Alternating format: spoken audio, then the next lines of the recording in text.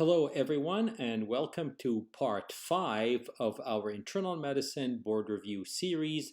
These are questions in nephrology. Today's session is on general nephrology. I'm Dr. Mohammed Tinawi. I'm a nephrologist in Northwest Indiana. This is my book on Amazon. You can find more information in the description below. Also, you will have links to the previous board review videos.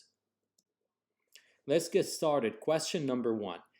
A 58-year-old man with stage 5 chronic kidney disease due to autosomal dominant polycystic kidney disease presents for a regular clinic visit. The patient has no nausea, no vomiting, no itching, insomnia, or anorexia. He is only complaining of mild fatigue. An AV fistula, arteriovenous fistula, was created 3 months ago and it is functional. The patient is currently on chemotherapy for stage 3 colon cancer. His colon cancer was diagnosed 1 year ago. Laboratory evaluation reveals blood urea nitrogen 56 mg per deciliter, creatinine 6.4 mg per deciliter, potassium 4.7, and estimated GFR of 9 mm per minute. What is the best next step in the management of this patient? A. Initiate hemodialysis now. B. Refer for kidney transplantation evaluation. C. Insert a peritoneal dialysis catheter and start peritoneal dialysis 4 weeks after the insertion. Or D. Initiate hemodialysis when uremic symptoms occur. Now, the answer to this question is going to be on the very next slide. So you can pause here, take a second to think about different options, and the answer is D. Initiate hemodialysis when uremic symptoms occur. Why is that? The point of this question is we don't initiate dialysis based on a certain number. So just because creatinine is 6.4 and his eGFR is below 10 doesn't mean that we should start dialysis. The patient hardly has any uremic symptoms, and we have good evidence that early initiation of dialysis does not help, does not decrease morbidity or mortality. So option A, initiate hemodialysis now, is wrong. Refer for kidney transplantation. Well, you can't do that. He is undergoing chemotherapy for colon cancer. Colon cancer was diagnosed a year ago, so it's way too early. Option C, peritoneal dialysis is not bad, but he already chose hemodialysis and he has a fistula. So why do you want to put a PD catheter? So the correct answer is D. You wait until the patient is uremic. You see this patient in your office every 1 to 2 months. You do laboratory evaluation monthly, and you have the patient call you if anything changes. Question number 2. A 62-year-old woman presents for evaluation of 2 episodes of gross hematuria. She has a known history of end-stage renal disease secondary to diabetic nephropathy. She has been on hemodialysis for 2 years. She continues to make urine. Her urine output is about 300 ml per 24 hours. A CT scan with intravenous contrast was done, and as you can see here, where the arrow is, the right kidney has a mass. And this mass has enhancing internal septation on the medulla. So we have basically a right renal mass. So what are we going to do about this mass? A. Right radical nephrectomy. B. Percutaneous biopsy of the right renal mass to see what the pathology is. C. Repeat CT scan in 3 months, thinking, well, if it grows, then we'll do something. If it doesn't, then we don't need to do anything. Or D. Right partial nephrectomy, just take out the mass. Now think about these options, and the correct answer is A. Right radical nephrectomy. Why is that? This patient is already on dialysis. She doesn't make much urine. Dialysis patients are at particularly high risk of renal cell carcinoma. And as you can see on this slide, this was the diagnosis, renal cell carcinoma. Now, option B, there's no point in doing a biopsy because it will not change the management. We still have to do surgery.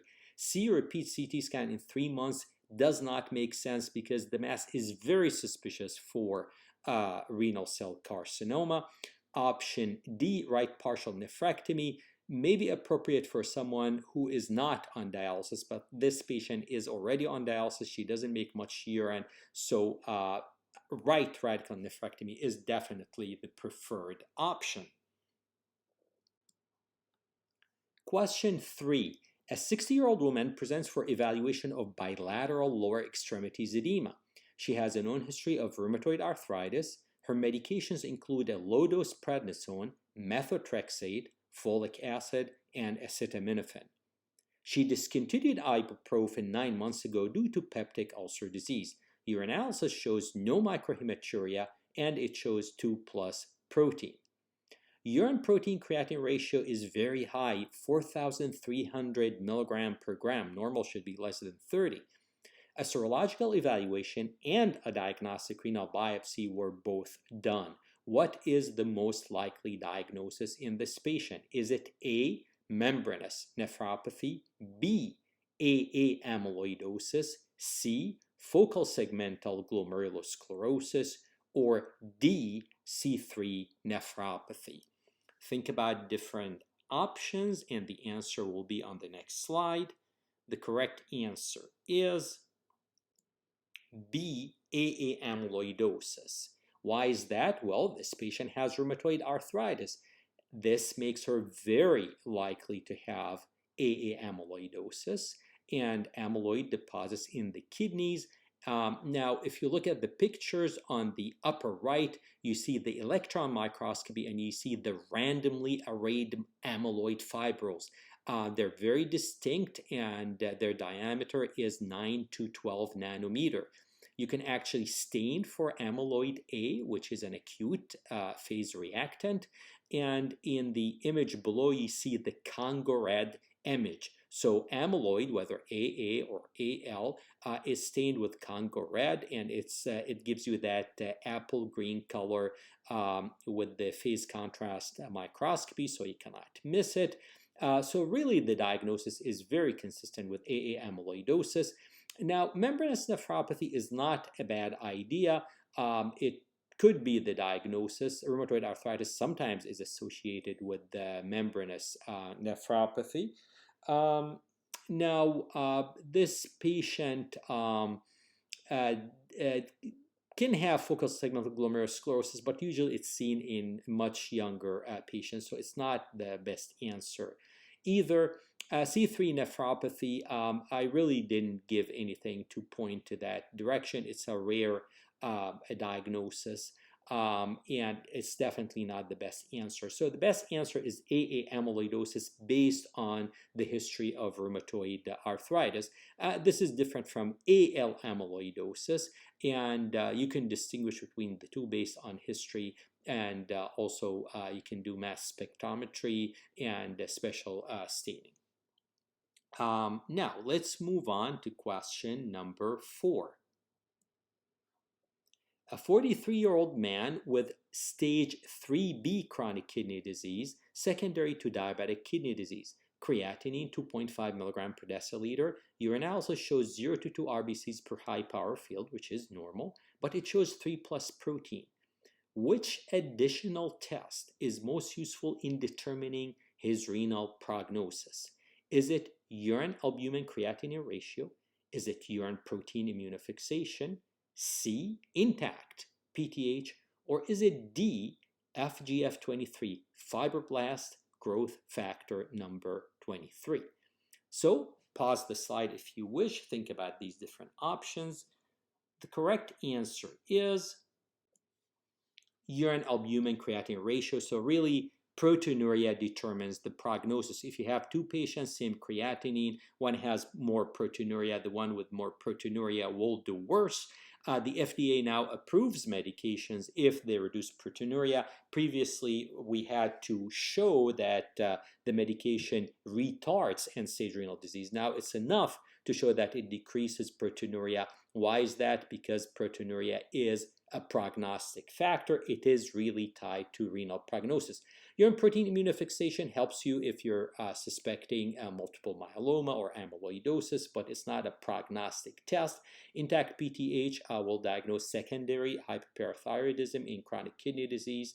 FGF23 is a phosphatouric hormone. It goes up pretty much a little bit earlier than PTH, but it's not better prognostically than urine albumin creatinine ratio. So the clear answer, the clear winner is a urine albumin creatinine ratio.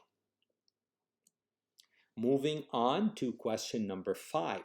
The same patient in question number 4 was found to have urine albumin creatinine ratio of 1,250 milligram per gram, so very high. Potassium was 5.2 mol equivalent per liter, so upper range of normal 5.1, so a little bit elevated. Serum CO2 21 mol equivalents per liter, so normal is 24, so this is a little bit low. Hemoglobin A1C is beautiful, so well-controlled type 2 diabetes mellitus 6.8%. Blood pressure is picture perfect, 119/71. BMI, a little bit overweight, 25.2. Medications, he's on insulin, he's on losartan 100 milligrams a day, he's on atorvastatin 40 milligrams a day. Now, what are we going to do? So we have this patient with diabetes. He has a lot of protein in the urine. His blood sugar is well controlled. His blood pressure is well controlled. He's already on losartan and atorvastatin. What are we going to do to reduce this proteinuria? A, add lisinopril 20 milligrams daily. B, add spironolactone 25 milligrams daily. C, add dapagliflozin or Farxiga 10 milligrams daily. D, add semaglutide or Ozempic 2 micrograms subcutaneously, 1 injection weekly. So think about these different answers. Pause the slide if you wish. The correct answer is C, dapagliflozin 10 milligrams daily. Why is that? Well, the patient is already on an angiotensin receptor blocker, losartan, so we should not add an ACE inhibitor. So the combination of ACE and ARB is dead, so don't do that. So we're done with that. Spironolactone 25 milligrams daily is not a bad idea, but the patient is already hyperkalemic. Potassium is 5.2. The evidence for the SGLT2 inhibitors like dapagliflozin, empagliflozin, canagliflozin is much stronger than spironolactone. So it's not the best answer. If you have to use spironolactone, you may have to use a potassium binder like Hepatorenal or sodium zirconium cyclosilicate. So dapagliflozin, we have really strong evidence that it lowers proteinuria, it decreases morbidity and mortality, so it's the clear winner. Semaglutide is not a bad option, but he's not obese. His blood sugar is well controlled. In terms of proteinuria, definitely you get more bang for your buck with the dapagliflozin, and it has the FDA indication. So the clear answer is C, dapagliflozin 10 milligram daily. So now question number 6, this patient really doesn't want to leave us. The same patient in questions 4 and 5 was started on dapagliflozin 10 milligrams daily. After 3 months, he returns to the office. His urine albumin creatinine ratio declined by a whopping 40%. Now it is 750 milligram per gram. At that visit, spironolactone was discontinued due to gynecomastia. The patient comes after 3 months now, and his albumin creatinine ratio increased from 750 milligram per gram to 900 milligram per gram. So we stop the spironolactone, and his proteinuria increases. Now he is on the dapagliflozin 10, and he is on the losartan 100, but the proteinuria is still a lot. What is the next step in management? A, restart spironolactone, though at a lower dose, 12.5 milligrams daily. B, add carvedilol 12.5 milligram twice daily. C, limit protein intake to 0.3 gram per kilogram of body weight. D, add finerenone, which is a non-steroidal aldosterone antagonist. Now think about these different options. The correct answer will be on the next slide. The correct answer is D, add finerenone. Now, finerenone is a non-steroidal aldosterone antagonist. So it is like spironolactone, but it does not seem, okay, it does not seem to cause much hyperkalemia, and does not seem to reduce blood pressure that much either. It is started at 10 milligrams a day. The dose then can be increased to 20 milligrams a day. We have really a big study showing efficacy in reducing proteinuria in patients with type 2 diabetes mellitus. So it's a clear winner here, and you can combine it with the dapagliflozin with SGLT2 inhibitors, and we are in the nephrology world now. Option A is not good. 12.5 milligrams spironolactone. I don't know what that will do for you. The patient already has gynecomastia. Carvedilol, you don't need that. It's not going to reduce proteinuria, and the blood pressure is well controlled, so that will not add anything. Reducing protein intake to 0.3 gram, this is a very, very severe restriction, and we know from the MDRD study from the early 90s that this is not very effective. So it's not the clear option. I'm not even sure if it is feasible to reduce protein intake that much. So the answer is add finerenone, or trade name is Kerendia, to this patient. Okay, now we'll move on to a different patient. Question number 7. A 54-year-old woman is started on chemotherapy for non-small cell lung cancer. After 10 days, she presented with acute kidney injury, proteinuria, glycosuria, hypomagnesemia, hypophosphatemia, and hypokalemia. Which medication is the likely cause of her current illness, of her current acute kidney injury, proteinuria, and electrolyte abnormalities? Is it A, gemcitabine? Is it B, paclitaxel? Is it C, cisplatin? Or is it D, vinorelbine? Think about these different options. Pause the slide if you wish. The correct answer is cisplatin. So this patient presents with acute kidney injury and Fanconi syndrome, proximal tubular acidosis, proximal tubular dysfunction 10 days after starting treatment. By far the most likely agent causing this is cisplatin. So with proximal tubular dysfunction, you are going to get protein in the urine, aminoaciduria, sugar in the urine, low potassium, low magnesium, low phosphorus, plus acute kidney injury. Here the clear answer is cisplatin. And of all the chemotherapeutic agents, we see a lot of problems with cisplatin. Carboplatin is less likely to cause problems.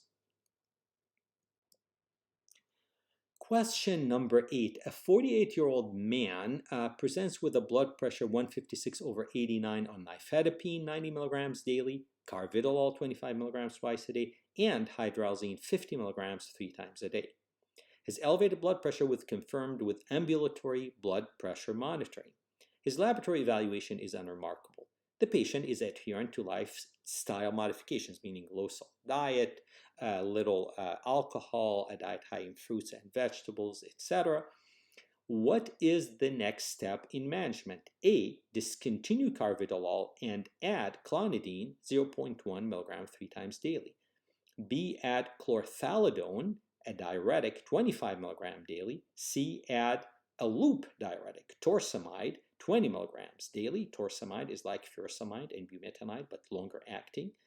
Or is it D, discontinue hydralazine and add minoxidil, a strong direct vasodilator, 5 milligrams daily?